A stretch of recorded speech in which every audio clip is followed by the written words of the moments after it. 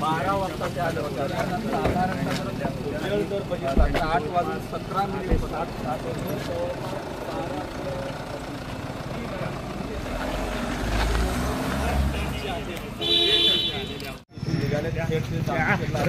एक मिनिट 12 वाजता ते आले होते. साधारण वेळ जर बघितला 8:17 म्हणजे जवळपास 12 ते पोलीस स्टेशनमध्ये त्या होत्या आणि 6 ते जवळपास सुरू करा. व्हॉट्सअप कॉल करा, सुरू करा.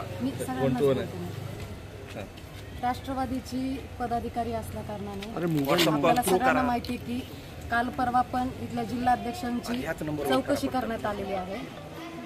ज्या पोलीस यंत्रणेला ज्या काही माहिती हवी आहे त्या विचारण्याचा प्रयत्न केला आणि माझ्या परीने जे काही सांगता येत आहे तेवढं मी नक्कीच सांगितलं. काय विचारलं नेमकं?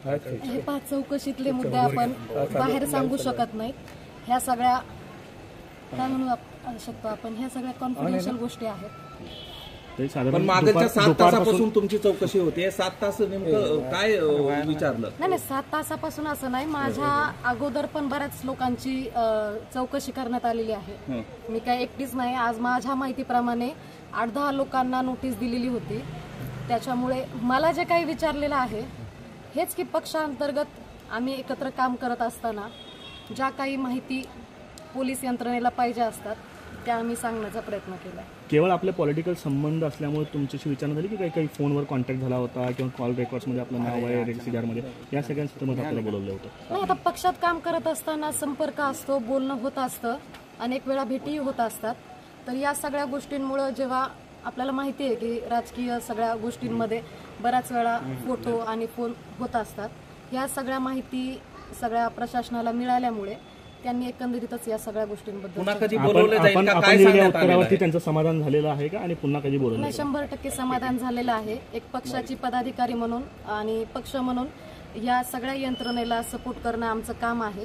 आता तरी मला काही कल्पना दिलेली नाहीये, पण जर मला यदा कदाचित पुन्हा बोलवलं तर नक्कीच मी येईल. आपण या सगळ्या चौकशीत आपल्या नाही नर्वस नाही. हे पहा, 12 वाजता आलेली आहे मी आणि मला बाहेर पडायलाच उशीर झालेला आहे. अशा पद्धतीने चौकशीला समोर जाण्याची पहिलीच वेळ असावी कदाचित? हा पहिलीच वेळ आहे, कारण पहिल्यांदाच असं काहीतरी घडलेलं आहे.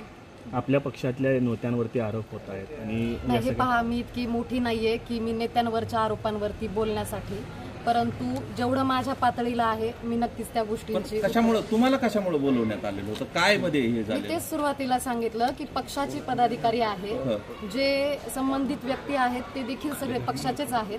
त्याच्यामुळे कुठेतरी माहिती मिळवण्यासाठी की माझ्याकडे काही एकंदरीत माहिती असेल, आणि काल परवा जिल्हाध्यक्षांना बोलवलेलं होतं. माझ्या माहितीप्रमाणे अनेक पदाधिकाऱ्यांना आज बोलवलेलं आहे. बीड पोलीस स्टेशनला जरी 7-8 लोकांना बोलवलं असेल तरी मला असं वाटतं केस पोलीस स्टेशनलाही बऱ्याचशा लोकांना बोलवलं, म्हणजे एकंदरीतच 40 लोकांना बोलवलेले, 40 लोकांच्या चौकशा केलेल्या आहेत. कुठेतरी दबाव महसूस करतात, प्रेशर आहे? नाही, दबावाचं काहीच हे नाहीये. मी आले स्वतःहून. मला जेव्हा सांगितलं की आपल्याला यावं लागतंय मी आले आणि मी या सगळ्या चौकशीला सामोरे गेले. पक्षातल्या वरिष्ठांना काही सांगून आला होता, त्यांना सांगून त्यांनी चालली असं चौकशीवर कोणाशी बोलणं झालं होतं? नाही, हे बघा, मी तेच सांगतेय की पक्षाची पदाधिकारी म्हणून किंवा पक्ष म्हणून ज्या कुठल्या गोष्टी आहेत त्यांना आम्ही उत्तर देणं भाग आहेत. आणि मला माहिती आहे की नक्कीच पक्षाचे जे पण माझे वरिष्ठ, ज्येष्ठ वरिष्ठ आहेत त्यांना ह्या सगळ्या गोष्टी माहीत असणार आहेत. त्याच्यामुळे मला काय वाटतं, मी आता जामखेडला यंत्रणेला पुन्हा गरज पडली तर पुन्हा येण्याची सहकार्य तेच सांगितलं तुम्हाला की मला आता तरी काय कळवलेलं नाहीये, पण पुन्हा जर कळवलं तर नक्कीच मी येईल. थँक्यू. काही डाव असू शकतो या सगळ्या गोष्टीला काही बोलायचं?